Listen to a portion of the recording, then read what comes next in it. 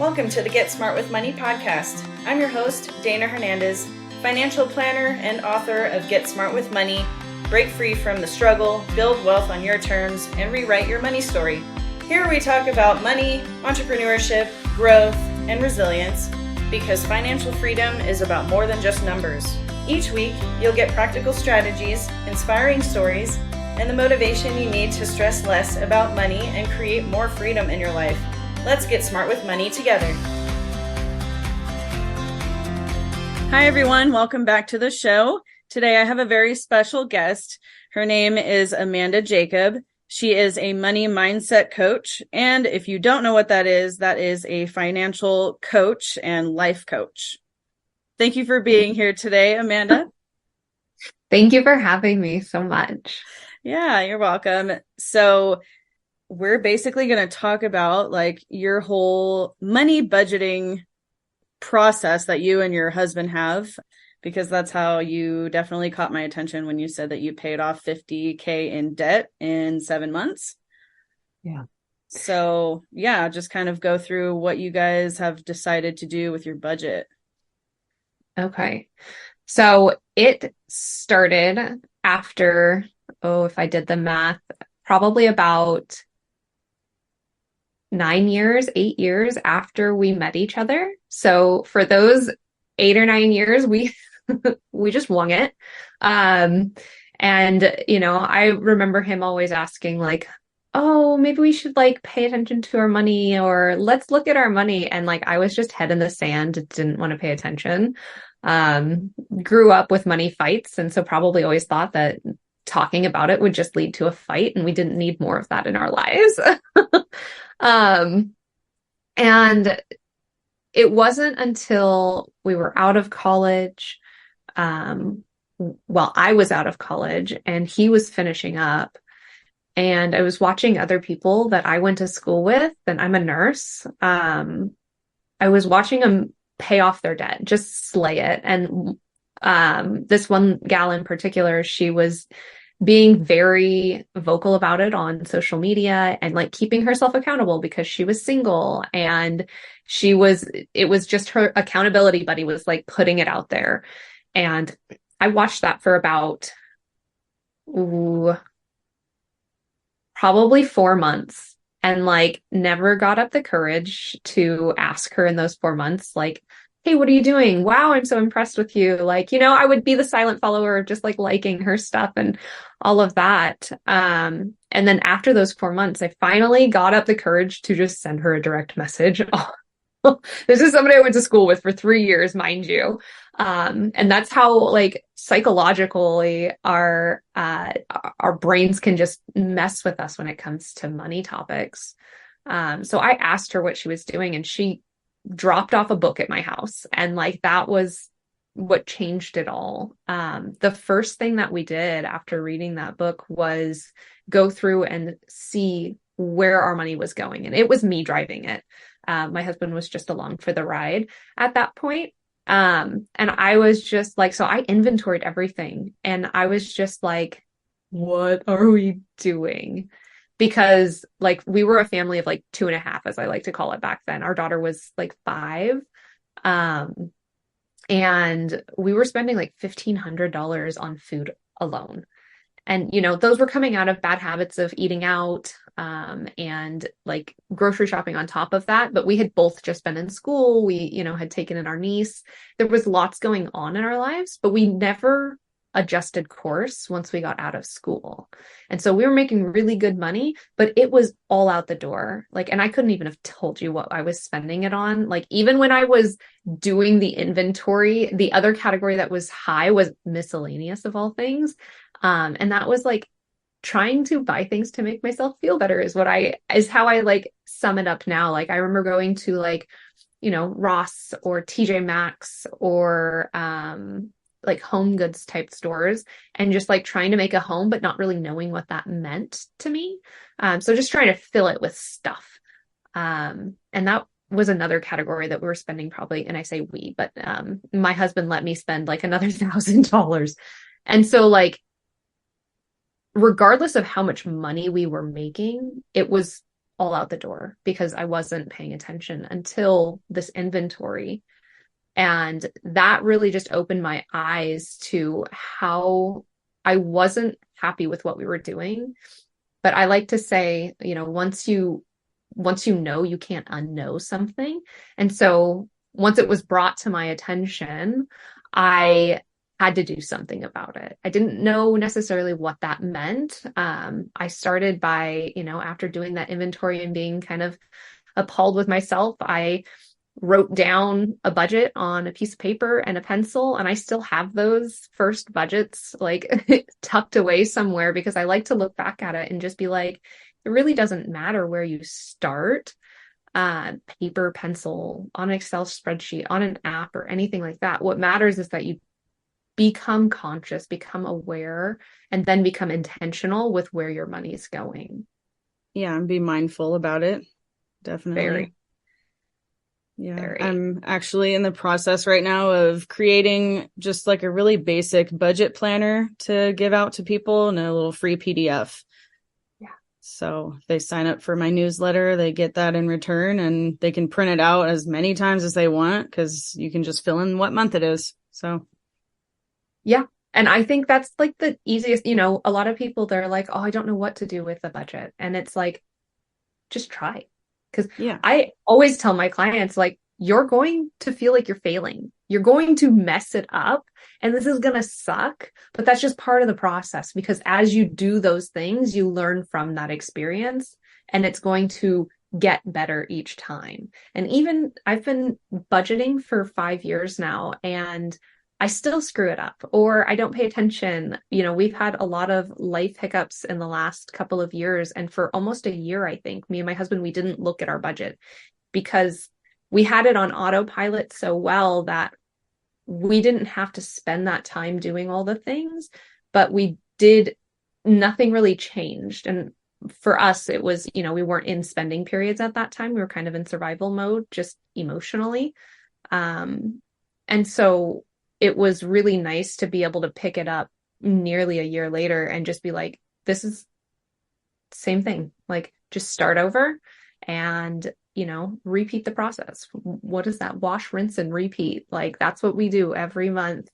But we do it with that mindfulness piece, which was key to actually making the changes at the beginning. Yeah, definitely. It's really, really important to keep track of what you're spending because, you could probably be saving a little bit, if not a lot a month. And that's why people probably need a couple jobs, even though they're making good money, maybe, but they still are. I remember I actually had one friend who was making good money, but to actually feed her other like lifestyle choice was going out clubbing and getting brand new dresses, getting shoes all the time, and just every weekend going out. She had to get a second job. I was like, that's not, you either have to change a little bit of your lifestyle or start saving money. Yeah, no. And it's so true. It's fun, like, working with clients because, there's some people that are just like gung ho, like, oh yeah, we're making all the changes. Like, I'm ready for this. And then there's people who are like, you want me to what? And it's like, okay, well, if you're not willing to give up anything, then how are you going to make up for it monetarily? Because there can be two problems. There can be a spending problem or there can be an income problem. And if your lifestyle requires more income, then you've got to figure out how to adapt for that. And that's one of the things that I learned early on. I think it was just kind of ingrained in me and how I believed you should be budgeting is that it's very personal. You hear it all the time. Personal finance is personal, but then you get told like, oh, you need to do this. And it's like, well, that might work for one person, but when you turn around and you tell the same, the next person that, it's not going to work the same for them. They're completely different human with different thoughts, different experiences. And what matters is that you figure out what's going to work for them. So if, like your friend wanted to keep going out and clubbing and partying, then absolutely have that, side gig that all that money gets filtered into that super sweet lifestyle that I could never keep up with. Yeah. I don't understand it. Like it doesn't matter what I think. Yeah. I mean, in a way, I did think that was responsible because, you know, like she actually got a second job to fund that lifestyle. And I was like, that's actually a little bit impressive. But I mean, at your age, I don't really know if you should keep doing that. Yeah, we won't talk about the health aspects of things. Yeah, I wonder if she still does that. I haven't talked to her in a while, but she was fun to go out with. You're like, that's a once a month occurrence for me, and I can fit that in my budget. Not even once a month. I haven't even gone out like that in years. So, but every once in a blue moon, it's really fun. I was talking to my niece and my oldest niece, and I was like, we were talking about that. Oh, I don't even need to go to a club. I said I did it once and that was enough. And she goes, I don't even think I need that. Yeah. I mean, you can do that stuff at your house. Just get a karaoke machine. Yeah. Get a karaoke machine.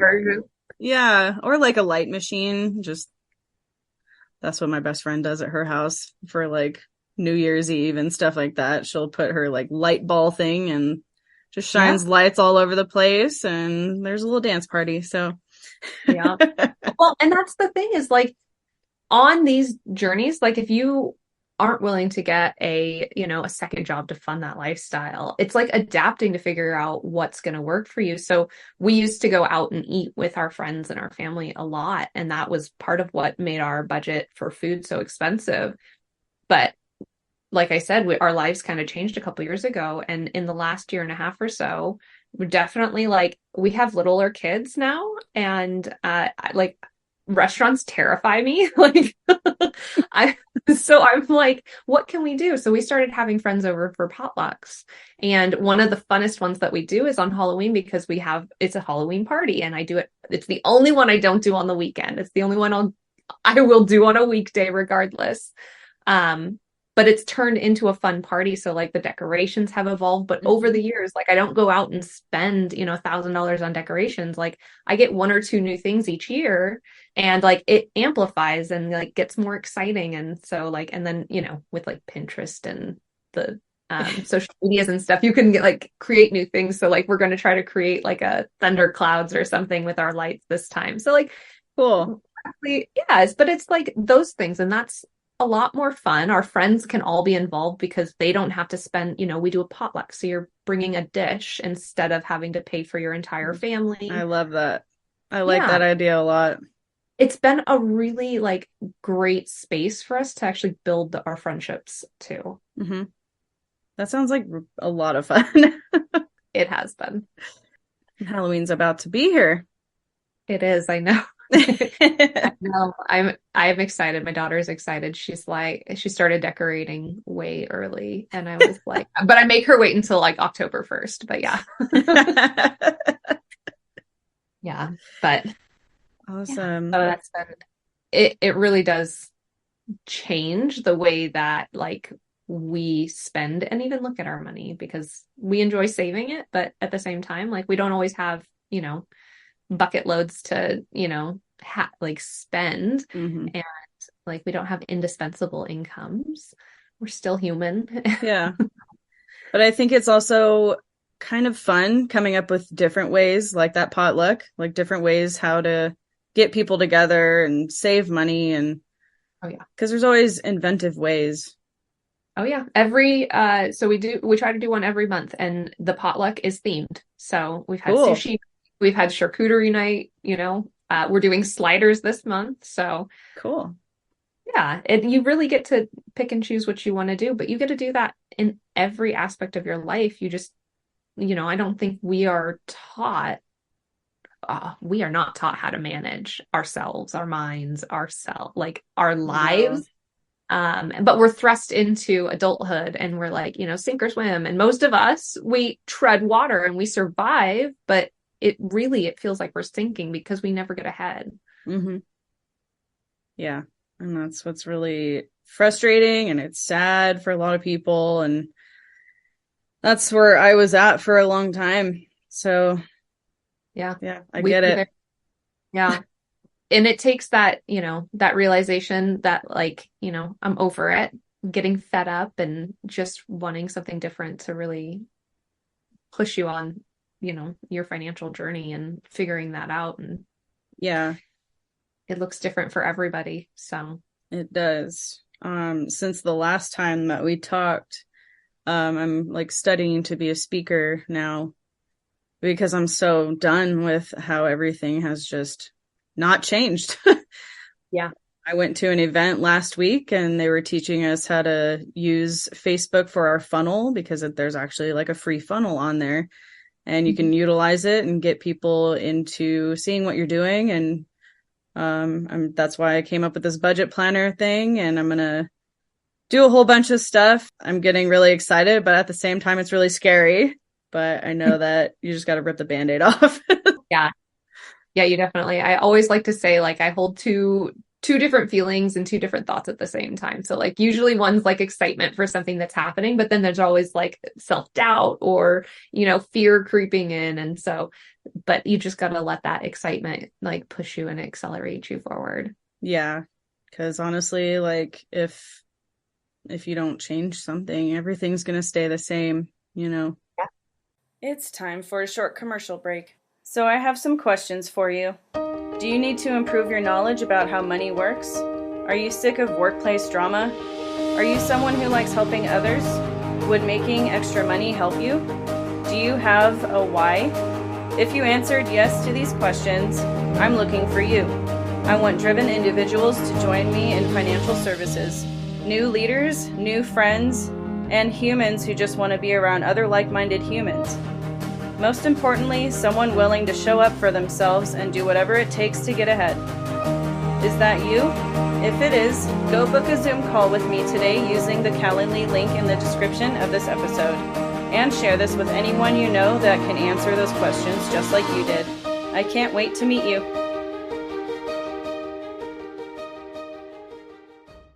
So yeah. I went to that event and I was like, you know what? I didn't come here for 2 days and sleep in my car for me to come home and just not do anything about it. Doing something. Yeah. Yes. Taking those steps now instead of just, staying the same. It's done. I'm done. Time to change. Well, you have a good heart. Want to help people. So definitely. Is there any like advice you would give somebody just starting out? Like maybe they do want to look at their budget, but they don't know where to start or don't know what to list out or. Yeah. So simply what I did, because I didn't know what I was doing. I had never budgeted before when I started. I started by just printing out my bank statements. And if you don't have a printer, you can literally just open up your bank statements and get a piece of paper.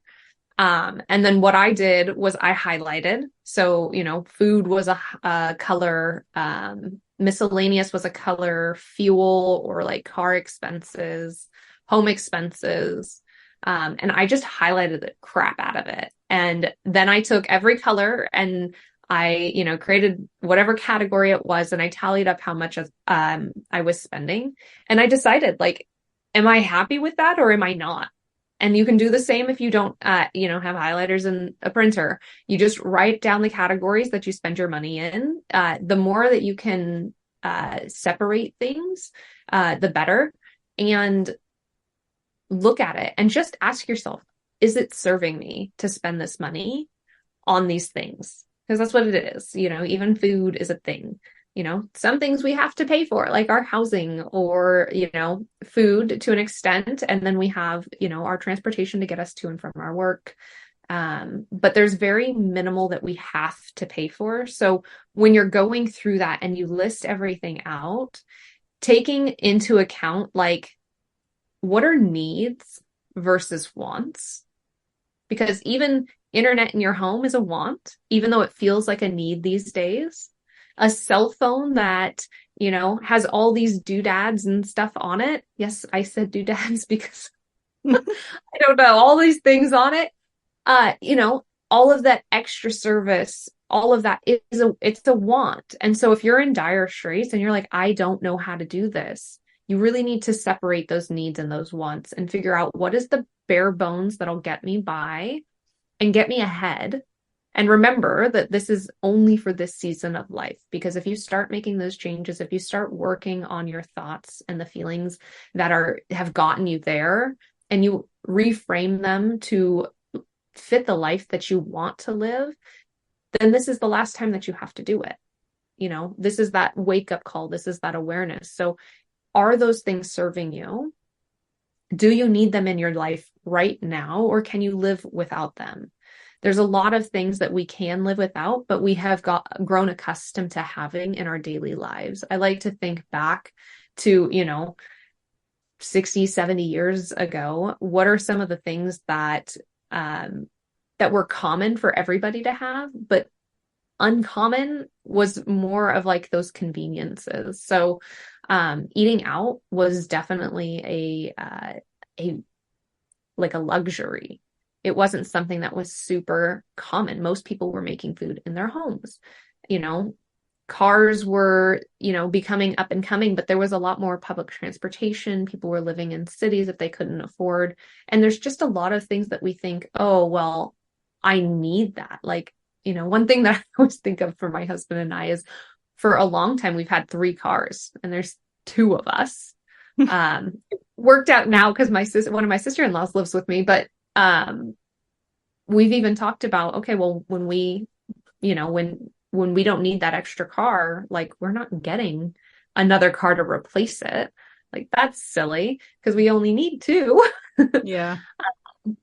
But yeah, so you think about how many people have more than one car for themselves, or go out to restaurants when they can, they're also talking about living paycheck to paycheck. Or one that my niece told me was the convenience of door dashing or Uber Eats, and that that can be, it can be a psychological thing too.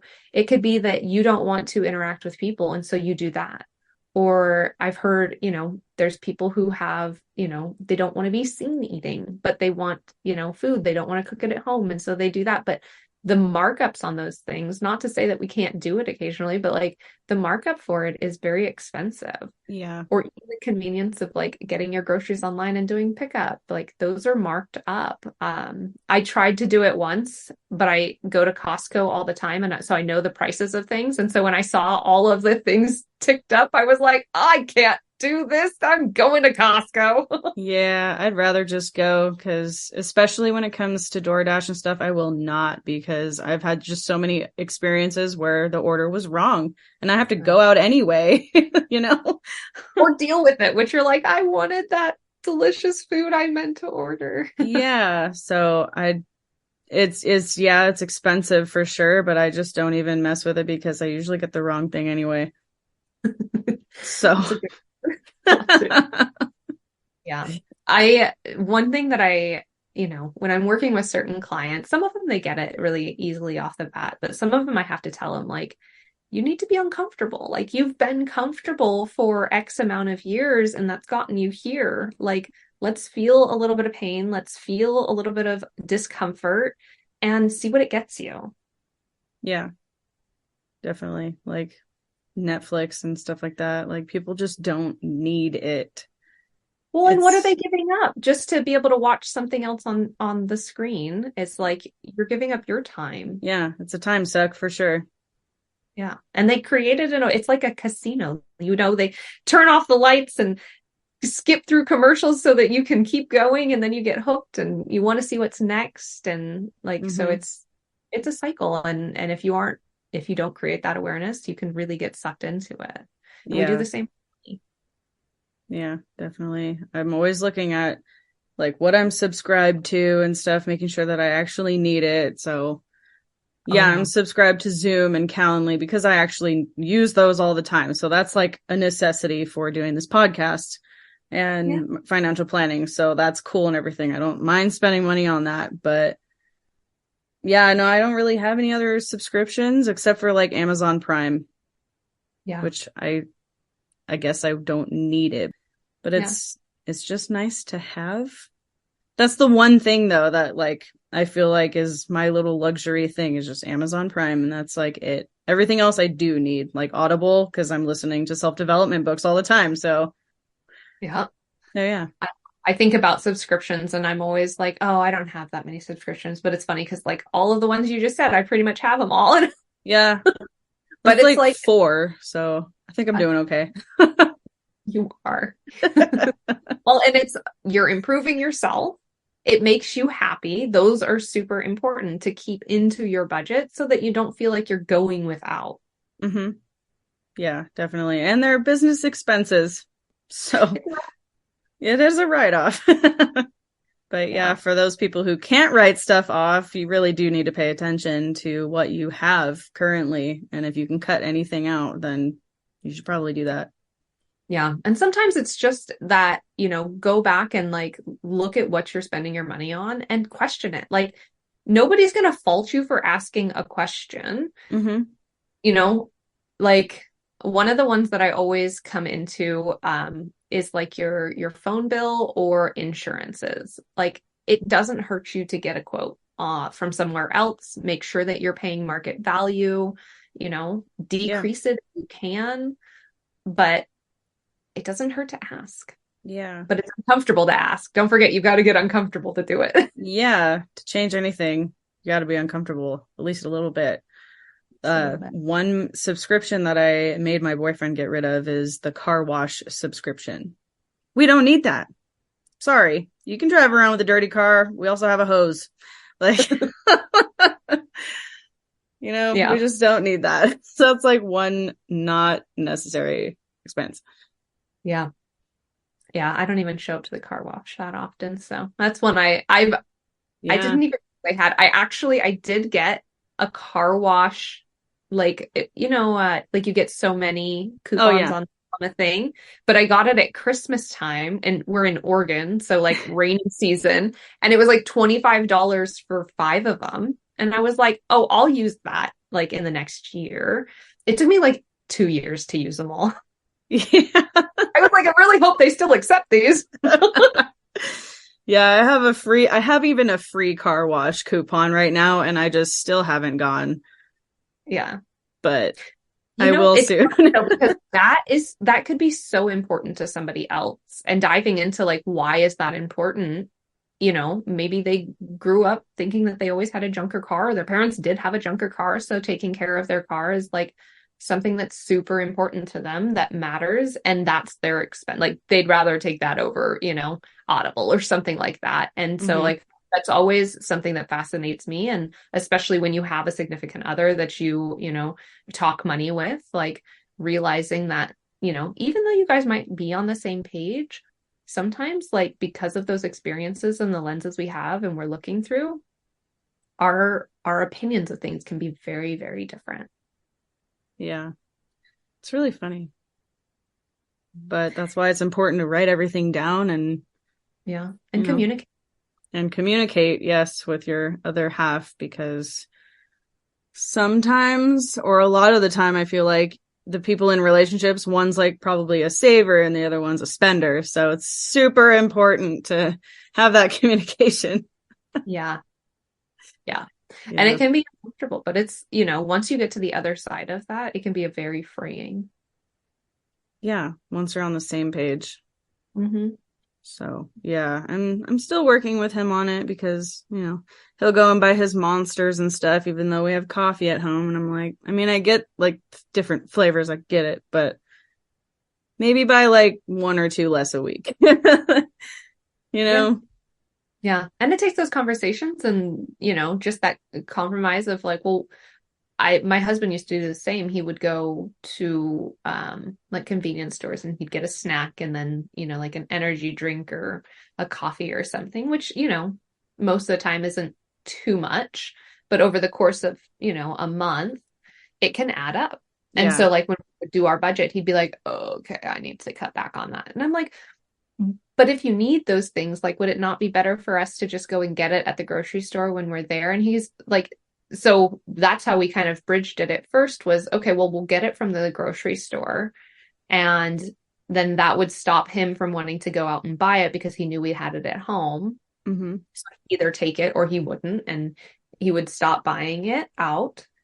But then eventually he was like, oh, I don't need those things. Like, and so he came to the conclusion on his own that like, and figured out the root cause of why he was going to convenience stores. A lot of it was based in his childhood because that was like fun for him. And so, yeah, like it's a process, and you can't just expect for, the light switch to flip and it all to make sense and you to be instantly amazing with your money. Like it's a journey. You are on a financial journey and figuring it out. And even 6 years later, I'm still figuring things out for myself. And, new things come up and, new challenges arise. And that's one of the things about being on a budget is a budget can ebb and flow with your life. Like I said, we were on a budget for at least 3 years, and then life happened and we didn't touch it for a year. And now we've been back on it for just over a year. And we picked it up right where we left off. It helped us through those times. The future is uncertain, and, we're prepared for that because we started budgeting. It really allows you to plan for the future, even if it doesn't feel like it's doing much right now. Yeah. But just if you have that idea in your head of what you're spending, just to kind of gauge where you're at, then it really helps. Yeah.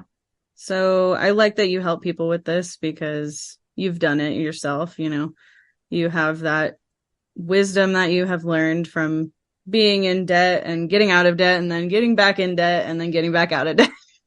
So multiple times. So it's really cool. I like when I hear of people, well, I don't like when I hear of people losing everything and then gaining it back, but it's cool. The comeback story is always like impressive. Yeah.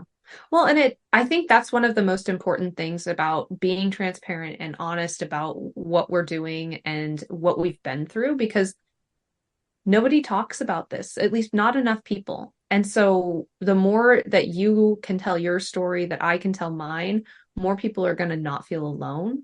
And they're going to think finally that they don't have to stay in this, living paycheck to paycheck cycle. They don't have to, live with accumulating debt. They don't have to believe that their student loans are never going to get paid off. Like, yeah, it is possible. Everybody has the opportunity. And it just, all that matters is, are you curious about how you can do it?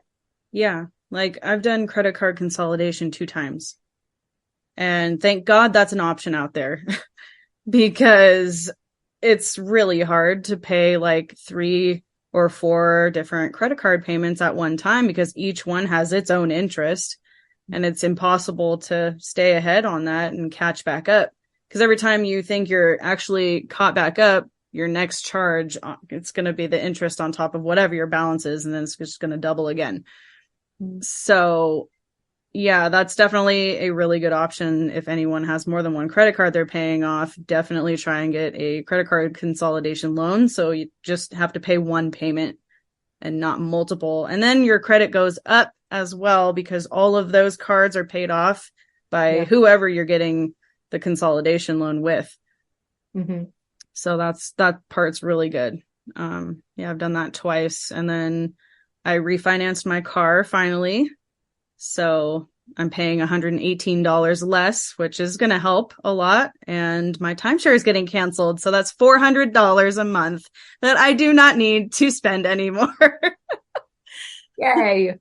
That's awesome. So there's always ways to make debt easier, along with getting rid of subscriptions you don't need, but always different ways to cut back on your debt or just make it a lot easier. Yeah. There's always something you can do. Yeah. And when you feel like there's nothing, reach out and ask somebody for help. Yeah.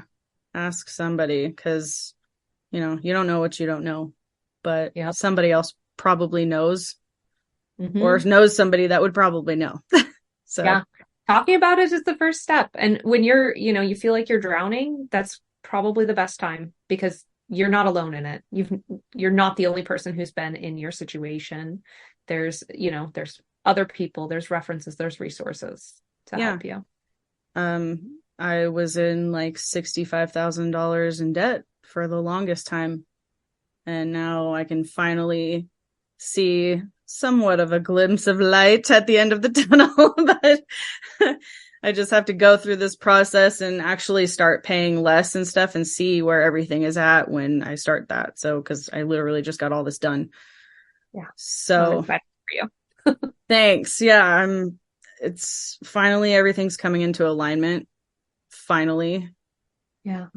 Yeah, because I've been ashamed of myself for putting myself in debt for the longest time. Yeah. And shame spirals are hard. Yeah, it really does. So I almost can't believe that all this has just happened within the last like month. Yeah. So I don't know. It's like the universe is like, okay, if you're willing to take this speaking step, then I think, it's only right that you can get some relief from your debt. So yeah, that's how it feels anyway. You're like, I will keep pushing myself. Let's figure this out. Yeah, because I just want to help people not be like me and put themselves in debt because it feels like shit. Like, yeah. And your emotions dictate how your actions are and what you do and don't do. Because like my shame makes me feel depressed about it. And depression obviously doesn't motivate anybody to do anything. So I just don't want to talk to people. I don't want to get on Zoom as much. When I go out in public, I'm like super to myself instead of starting conversations with people, which I should be doing, or just saying hi, smiling, like basic human interactions. But that doesn't happen if I feel depressed. So, yeah. And it's usually about money. Yeah, it's so true. And really the power is because all of those they stem from one thing, and it's the things that we think. And so if we're thinking negatively about what we've done in the past, which we can't change, all we can do is learn from it, then we'll find ourselves in that shame spiral and then not being able to actually pull ourselves out. And then, but if we can go back and say, man, I muffed up, I won't do that again. But because I know that, like, I've got this, like, it'll all work out. It's going to work out. Like, and now I've learned those lessons. I've consciously learned those lessons. Then you feel different. It's not shame and guilt and depression that you feel. It's, there's a little bit of optimism in there. There's, curiosity is a big one. And then, maybe that light at the end of the tunnel feeling. Yeah, it's getting a little brighter. And yeah, I'm kind of feeling like my comeback is happening now. Make it happen. Yeah. So again, I really do like that you help people with this because it's really important. And maybe we can like do something in the future together because we both want to help people with that same thing. So where can people find you online? Oh, I always forgot. So my business name is Life Changes by You. So I have a Facebook and an Instagram. But I'm mostly on my personal Facebook page, which is just Amanda Jacob.